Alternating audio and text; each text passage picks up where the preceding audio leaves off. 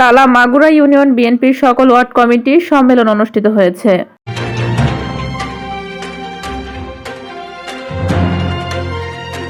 আসসালামু আলাইকুম দর্শক, সকলকে আমন্ত্রণ জানাচ্ছি বিবিআর নিউজ সংবাদে। স্টাফ রিপোর্টার মীর মিল্টনের পাঠানো তথ্যচিত্রে দেখুন বিস্তারিত। সাতক্ষীরা তালা উপজেলা ৮ নং মাগুরা ইউনিয়ন বিএনপির ৯টি ওয়ার্ড কমিটি বৃহস্পতিবার ২৪শে জুলাই ২০২৫ সম্মেলন অনুষ্ঠিত হয়েছে। মাগুরা বিএনপির ওয়ার্ড সম্মেলনে সাতক্ষীরা জেলা বিএনপির যুগ্ম আহ্বায়ক টিম প্রধান জনাব আবুল হাসান হাদীর সভাপতিত্বে প্রধান অতিথি হিসেবে বক্তব্য রাখেন সাতক্ষীরা ১ তালাকলরু আসনের সাবেক সংসদ সদস্য ও কেন্দ্রীয় বিএনপির প্রকাশনা বিষয়ক সম্পাদক মোহাম্মদ হাবিবুল ইসলাম হাবিব। আপনাকে ১ অক্টোবর নির্বাচনের পরীক্ষার মধ্যে দিয়েছিলাম। এবার আমি আশা করি আপনি যদি আপনাদের নেতা কর্মীরা দখলদারিত্ব মুক্ত, দাদাবাজি মুক্ত, ক্ষমতারিত্ব মুক্ত এবং তাদের আচরণ মুক্ত ব্যক্তিদেরকে দলের নিয়োগ করতে হবে।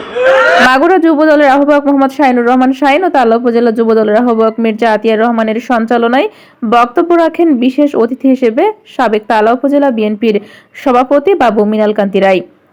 সাধারণ সম্পাদক উপাধ্যক্ষ শফিকুল ইসলাম বক্তব্য রাখেন সাবেক তালা উপজেলা বিএনপির যুগ্ম সাধারণ সম্পাদক অধ্যাপক মোশাররফ হোসেন।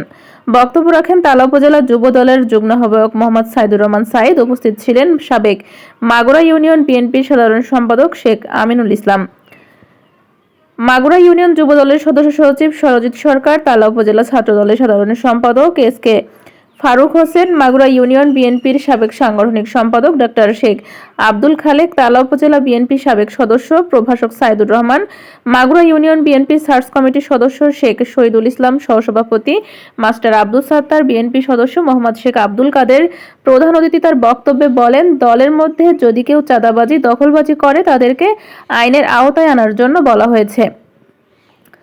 আর এই স্বচ্ছ সম্মেলনের মাধ্যমে যারা নির্বাচিত হবেন তাদের উপরে গুরুদায়িত্ব অর্পণ করা হবে। আগামী জাতীয় নির্বাচনের জন্য প্রত্যেকটা গ্রাম মহল্লায় মানুষের কাছে ভোট দিতে যাওয়ার জন্য আগ্রহ সৃষ্টি করতে হবে, যাতে করে তারা নির্বিঘ্নে ভোট কেন্দ্রে যেয়ে তাদের মতামত প্রকাশ করতে পারে। পরিশেষে সুষ্ঠুভাবে গণতান্ত্রিক উপায়ে ৯টি ওয়ার্ড কমিটির সম্মেলন শেষ করা হয়।